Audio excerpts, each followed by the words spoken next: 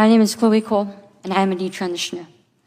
Another way to put that would be, I used to believe that I was born in the wrong body, and the adults in my life whom I trusted affirmed my belief, and this caused me lifelong, irreversible harm. I speak to you today as a victim of one of the biggest medical scandals in the history of the United States of America. I speak to you in the hope that you will have the courage to bring the scandal to an end and ensure that other vulnerable teenagers, children, and young adults don't go through what I went through.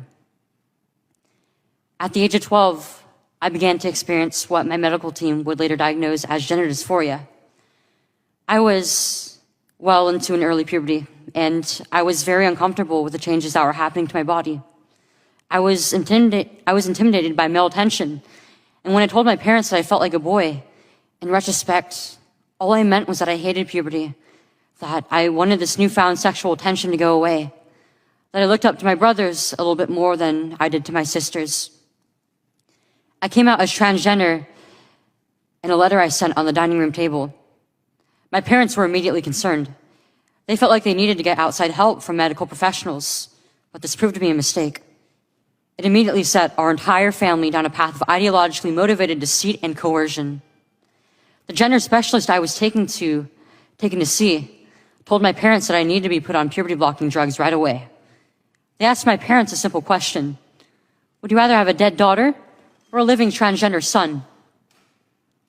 The choice was enough for my parents to let their guard down, and in retrospect, I can't blame them. This was the moment that we all became victims of so-called gender-affirming care. I look in the mirror sometimes, and I feel like a monster. My specialist first told my parents that they could have a dead daughter or a live transgender son, I wasn't suicidal. I was a happy child who struggled because she was different. However, at 16, after my surgery, I did become suicidal. I needed to be given therapy to help me work through my issues, not affirm to my delusion that by transforming into a boy, it would solve all my problems. We need to stop telling 12-year-olds that they were born wrong, that they are right to reject their own bodies and feel uncomfortable with their own skin. We need to stop telling children that puberty is an option. Puberty is a rite of passage to adulthood, not a disease to be mitigated.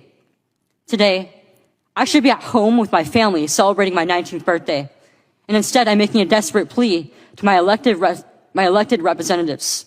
Learn the lessons from other medical scandals like the opioid crisis, to recognize that doctors are human too, and sometimes they are wrong. Please let me be your final warning. Thank you.